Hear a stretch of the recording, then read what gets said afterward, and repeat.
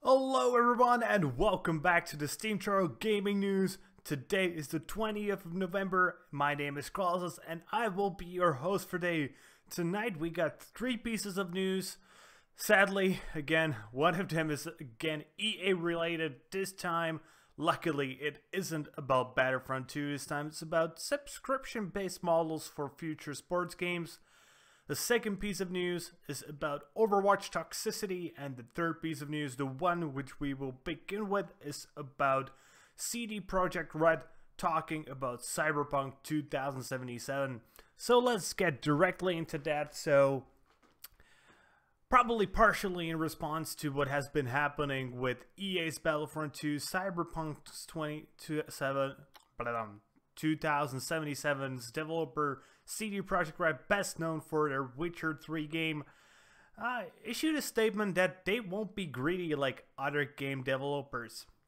So more precisely, they tweeted out a pretty interesting tweet saying, "Worry not, when thinking CP 2077, think nothing less than The Witcher 3. Huge single-player open-world story-driven RPG. No hidden catch. You get what you pay for. No bullshit. Just honest gaming like with the Wild Hunt. We leave greed to others." So yeah, you can pretty obviously see that this is very probably a jab at, well, at this point, probably at EA. And Cyberpunk 2077 is actually looking very interesting. You can see the trailer playing in the background right now. Yeah, CD Projekt has just been known for their good business practices throughout the gaming world. First, they released The Witcher 3 without any sort of DRM, so technically even pirates could just play it straight off the bat, and just got praised for that, because it just meant that the players who actually bought the game got into a position where they didn't have to bother with any sort of DRM at their computer at all. And yeah, it's really nothing bad to say about CD Projekt Red, and it actually makes me proud that this is a Polish studio. Even though I am not Polish, I do live about 20 kilometers from the Polish border, and The Witcher 3 is actually one of my favorite games of all time, but not just because the fact that it is actually a great game, but also because I freaking love the universe. I've read all the books, I have watched the TV series. I am just waiting for the new series to happen and hoping they won't screw it up, because there's a good chance that they could screw it up. I'm actually hoping that we will get to see a bit more of the Witcher universe in the future. There's like lots of room to just go, because you could just make a game that's about a different Witcher than about Geralt. Though it would be a very different game by then, because it wouldn't be so story heavy. It could be a little bit more open-ended, sort of way Skyrim, for example, is done. This tweet has also come after they issued a little bit of a statement that Cyberpunk 2077 will have to have a little bit of online features, and some people have been a little bit afraid that the developer would use this as a way to put microtransactions and possibly even loot boxes into the game. So this was pretty much CD Projekt's statement according to this. So no hidden catches, no bullshit, just expect what you pay for, that will be what you get.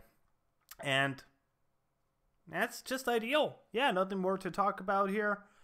I think we can all be pretty glad that we do still have good developer studios among us that actually want to have good business practices. Okay, next let's talk about Overwatch toxicity being acknowledged by Blizzard. So yeah, right now we do know that Blizzard's hero shooter game has one of the most toxic communities you can find. It's just the fact of the thing that this is a competitive game. Most competitive games do have toxic communities, and the bigger they are, the more toxic these communities usually get. And Overwatch is one of the biggest ones, so obviously the community here is not very pleasant very often. Even if you go into quick play and you don't play competitive, people will just be shitting on you if you don't pick the hero they consider to be the correct choice. And if you, God forbid, go into competitive and like to play something that you want to just play because you think it's fun, then good luck having fun, because people will just be toxic. And after a recent post that happened on the game's subreddit, back in 2013, Valve discovered that player toxicity was one of the main reasons why people left Dota 2. And one of the users, called Nasdan, actually pointed out the same reasons may be driving people to quit Overwatch. And yeah, we got a response from Blizzard, as Blizzard actually likes to respond to people very often, saying that, yeah, they do realize this is a problem and they want to fix it. We don't have any news about what exactly the fix will be at the moment, but hopefully it will be something that actually makes the game a bit more fun to play, because right now there have been a few issues, especially we heard about things like people getting banned just for maining a hero. And yeah, that wasn't a good thing. We talked about that yesterday in the podcast, and we both agree that shouldn't be the case.